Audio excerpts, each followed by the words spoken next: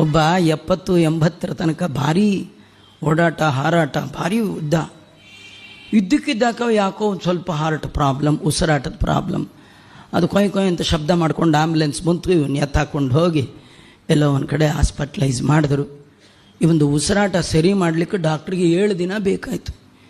7 ದಿನ ಆದಮೇಲೆ ಅವನನ್ನು ಕಳಿಸ್ಬೇಕು. ಇಷ್ಟುದ್ದ ಬಿಲ್ ಕೊಟ್ಟರು. ಆ ಬಿಲ್ ನೋಡ್ದ ತಲೆ ಗಿರ್ರನ್ನಕ್ಕೆ ಶುರುವಾಯಿತು. ಅಳ್ಳಿಕ್ಕೆ ಶುರು ಮಾಡಿಬಿಟ್ಟ. ಒಂದು 8-10 ಲಕ್ಷ ಏನೋ ಆಗಿತ್ತು. ತಲೆ ಗಿರ್ರ ಅಳಕ್ಕೆ ಶುರು ಮಾಡ್ದ.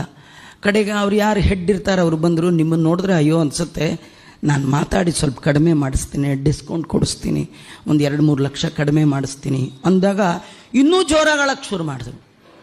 ಅಲ್ಲ ಇನ್ನೆಷ್ಟು ಕಮ್ಮಿ ಮಾಡ್ಸಕ್ಕೆ? ಅಲ್ಲ ನಾನು ಕಮ್ಮಿ ಮಾಡಿ ಅಂತ ಇನ್ನೂ ಜಾಸ್ತಿ ಮಾಡಿ, ನಾ ಅಳ್ತಿರೋದು ಬಿಲ್ ನೋಡಿ ಅಲ್ಲ.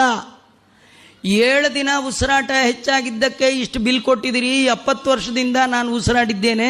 ದೇವ್ರೇನಾದ್ರು ಬಿಲ್ ಕಳಿಸಿದ್ರಿ ಎಷ್ಟಾಗಬೇಕು? ಆ ದೇವರು ಬಿಲ್ ಕಳಿಸೋದೇ ಮರ್ತು ಬಿಟ್ಟಿದ್ದಾನಲ್ಲ, ಏನು ಉಪಕಾರ ಮಾಡಿದ್ದಾನೆ. ನೀವು ಎಲೆಕ್ಟ್ರಿಕ್ ಬಿಲ್ 1 ತಿಂಗಳು ಕಟ್ಟಲಿಲ್ಲ ಅಂದರೆ ಫ್ಯೂಜ್ ಕಿತ್ಕೊಂಡು ಹೋಗ್ತಾರೆ.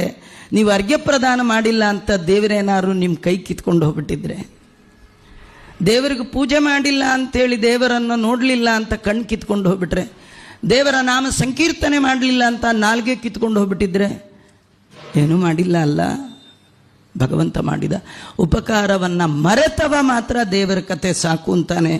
ದೇವರು ಮಾಡಿದ ಉಪಕಾರ ನಾನು ಮರೆಯಲ್ಲ ಅಂತಾನೆ. ದೇವರು ನನಗಲ್ಲ, ನಮ್ಮ ಫ್ಯಾಮಿಲಿಗೆಲ್ಲ ದೇವರೇ ಉಪಕಾರ ಮಾಡಿರೋದು, ಅದು ನೆನಪಿರ್ಬೇಕ್ರಿ.